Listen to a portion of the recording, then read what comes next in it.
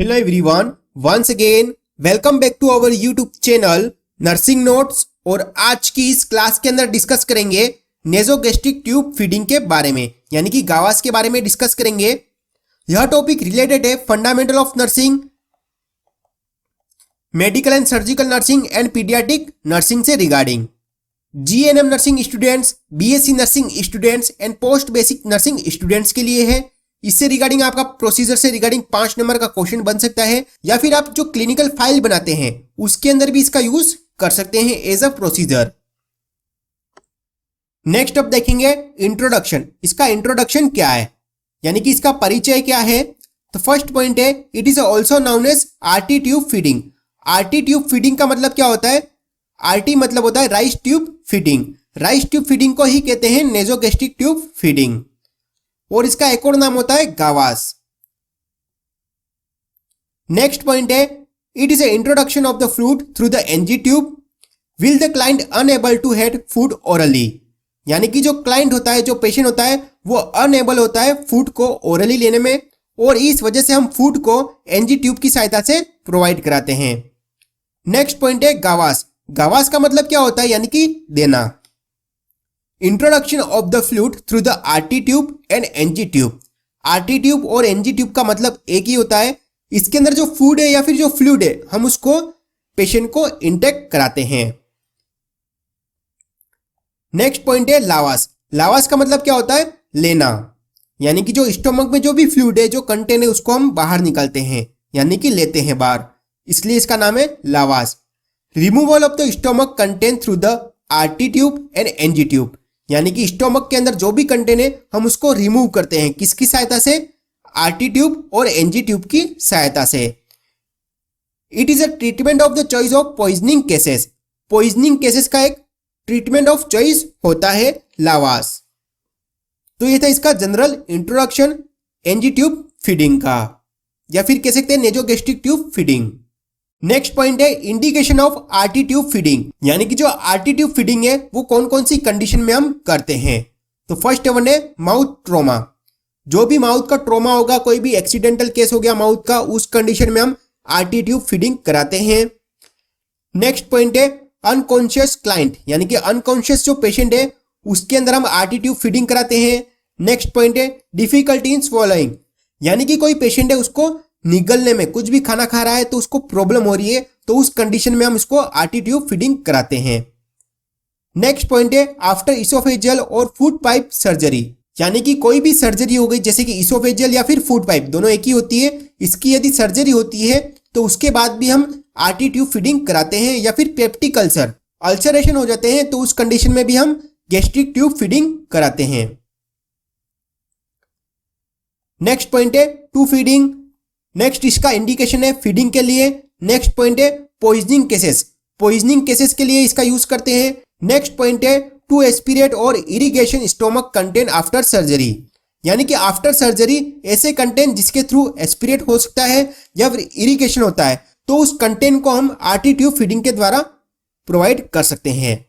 तो ये थे इसका इंडिकेशंस, यानी कि इन कंडीशन के अंदर हमको एनजी ट्यूब फीडिंग करानी होती है। नेक्स्ट पॉइंट है पर्पस। इसके उद्देश्य क्या है? इससे क्या होगा? To prevent aspirates. यानी कि इससे एस्पिरेशन जो होता है वो कम होगा, प्रिवेंशन होगा। नेक्स्ट पॉइंट है ड्रग एडमिनिस्ट्रेशन। इसके अंदर क्या होगा? हम जो मेडिकेशन है वो भी हम एडमिनिस्टर कर सकते हैं। नेक्स्ट पॉइंट है रिलीफ फ्रॉम गैसेस। यानी कि कॉन्स्टिपेशन की जो कंडीशन है उससे भी हमको रिलीफ मिलेगा। नेक्स्ट पॉइंट है to removal excessive gastric acid. यहां पर है gastric acid to prevent ulcer. यानी कि इसके अंदर एक्सेसिव गैस्ट्रिक एसिड है, उसको हम क्या करेंगे? रिमूव करेंगे, और इसकी सहायता से क्या होगा? Prevention of ulcer. तो ये थे इसके पर्पस। नेक्स्ट पॉइंट है कॉन्ट्रा इंडिकेशन। इसके कॉन्ट्रा इंडिकेशन क्या है? यानी कि कौन सी कंडीशन में हमको नेजोगैस्ट्रिक ट्यूब नहीं इंसर्ट करनी चाहिए। तो फर्स्ट पॉइंट है नेजल सर्जरी। कोई भी नेजल सर्जरी हुई है, जैसे कि नेजल सेप्टम डिफेक्ट वाली सर्जरी हुई है या राइनोप्लास्टी वाली कुछ भी सर्जरी हुई है, तो उस कंडीशन में हमको जो नेजोगैस्ट्रिक ट्यूब फीडिंग है उसको अवॉइड करना है। नेक्स्ट पॉइंट है एपिस्टेक्सिस। एपिस्टेक्सिस का मतलब क्या होता है? नोज से ब्लीडिंग आना, यानी कि नाक से ब्लीडिंग आती है तो उसको कहते हैं एपिस्टेक्सिस। तो उस कंडीशन में भी हमको अवॉइड करनी चाहिए नेजोगैस्ट्रिक फीडिंग। तो ये था इसके कॉन्ट्रा इंडिकेशंस। नेक्स्ट बात करेंगे complications of RT tube feeding, यानी कि इसके कौन कौन से कॉम्प्लिकेशन है यदि हम आरटी ट्यूब फीडिंग कराते हैं, ठीक है, राइस ट्यूब फीडिंग कराते हैं, तो इसकी वजह से क्या कॉम्प्लिकेशन हो सकता है।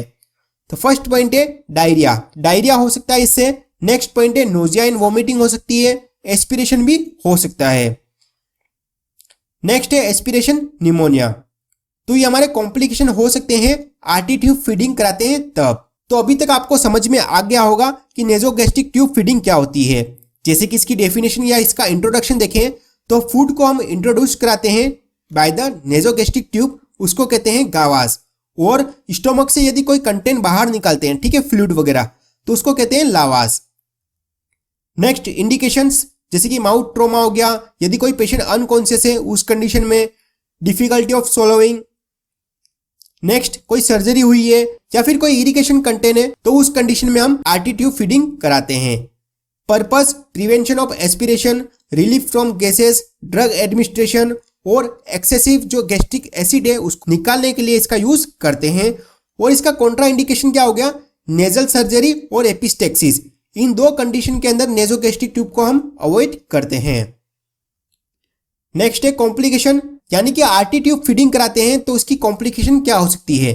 तो सबसे कॉमनेस्ट है डायरिया, नेक्स्ट है नोजिया एंड वॉमिटिंग, इसके बाद एस्पिरेशन और एस्पिरेशन ऑफ निमोनिया। तो ये कॉम्प्लिकेशन हो सकते हैं। नेक्स्ट अब बात करेंगे इसका मेन प्रोसीजर क्या है। हम इस क्लास के अंदर बात कर रहे हैं नेजोगैस्ट्रिक ट्यूब फीडिंग की, यानी कि गावास के बारे में।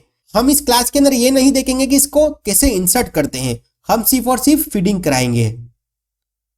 तो इसके अंदर फर्स्ट पॉइंट है place the client in sitting और हाई फाउलर पोजीशन, यानी कि पेशेंट को हम सीटिंग पोजीशन या फिर हाई फाउलर की जो पोजीशन होती है बैठाएंगे। नेक्स्ट पॉइंट है if client had craniotomy and increase intracranial pressure then place the client in the lower Fowler position. यदि पेशेंट को क्रेनियोटोमी हुई है या फिर इंक्रीज्ड आईसीपी यानी कि इंट्राक्रेनियल प्रेशर हुआ है, तो उस कंडीशन में हम उसको लोअर फाउलर पोजीशन देते हैं। नेक्स्ट पॉइंट है offer maximum 300 ml liquid fluid once a time for every 2 to 3 hours, यानी कि हर 2 से 3 घंटे के अंदर हमको 300 ml जो लिक्विड फ्लूइड है वो हमको देना चाहिए। नेक्स्ट पॉइंट है आफ्टर फीडिंग द क्लाइंट्स, यानी कि फीडिंग के बाद flush the tube with 30 to 50 ml water, यानी कि 30 से 50 ml का वाटर लेंगे और जो ट्यूब है उसको फ्लश करेंगे यानी कि साफ करेंगे। Maintain the patency of the tube and place the client upright और सिटिंग पोजीशन फॉर 30 मिनट्स। और उसके बाद क्या करेंगे, जो क्लाइंट है जो पेशेंट है उसको अपराइट साइड और सिटिंग पोजीशन प्रोवाइड करेंगे 30 मिनट्स के लिए for prevention of aspiration in adult. और एडल्ट के अंदर एस्पिरेशन को प्रिवेंट करने के लिए ये पोजीशन देते हैं। नेक्स्ट है child and in infants right lining position for easy digestion. और चाइल्ड के अंदर और इन्फेंट के अंदर क्या करेंगे, right side lining position provide करते हैं फॉर इजी डाइजेशन के लिए। तो ये थे हमारे कुछ पॉइंट प्रोसीजर के लिए। नेक्स्ट पॉइंट है before administration of medication it should be crushed and dissolve in 15 to 30 ml water, यानी कि जो क्लाइंट है जो पेशेंट है उसको हमको मेडिकेशन प्रोवाइड करनी है, तो उसको क्या करेंगे, जो टेबलेट फॉर्म है उसको 15 से 30 ml वाटर के अंदर डिजोल्व कर देंगे और उसको हम एडमिनिस्ट्रेट करेंगे। आफ्टर एडमिनिस्ट्रेट के बाद क्या करेंगे, after given the medication tube should be flushed with 30 to 50 ml water और NS, यानी कि मेडिकेशन को एडमिनिस्ट्रेट करने के बाद 30 से 50 ml वाटर के साथ उसको फ्लश करेंगे, वापिस से साफ करेंगे या फिर NS की सहायता से भी इसको साफ कर सकते हैं। नेक्स्ट पॉइंट है most common complication of RT feeding is diarrhoea. और सबसे मोस्ट कॉमनेस्ट कॉम्प्लिकेशन क्या है आरटी ट्यूब फीडिंग का, डायरिया। नेक्स्ट पॉइंट है change the RT tube every 7 days, यानी कि हर 7 दिन के अंदर जो राइस ट्यूब होती है उसको चेंज करनी होती है। If tube is siliconised then it can be change every 21 days, यानी कि यदि ट्यूब सिलिकॉनाइज्ड है तो उसको हर 21 दिन के अंदर चेंज करते हैं। तो ये था प्रोसीजर नेजोगैस्ट्रिक ट्यूब फीडिंग का। तो उम्मीद करते हैं आपको समझ में आया होगा नेजोगैस्ट्रिक ट्यूब फीडिंग क्या होता है, यानी कि गावास क्या होता है। यदि आपको और भी fundamental of nursing, medical and surgical nursing और पीडियाट्रिक नर्सिंग से रिगार्डिंग नोट्स चाहिए तो हमने इसकी लिंक आपको डिस्क्रिप्शन में दे रखी है, वहां से जाके आप स्टडी कर सकते हैं। आप हमारे ऐप को भी डाउनलोड कर सकते हैं जिसकी लिंक आपको डिस्क्रिप्शन में दे रखी है, वहां से जाके आप इसको डाउनलोड कर सकते हैं। यदि आपको ये वीडियो पसंद आई हो वीडियो को लाइक करें, वीडियो को शेयर करें। यदि आप हमारे YouTube चैनल पर नए हो तो हमारे चैनल को सब्सक्राइब जरूर करें। Thank you.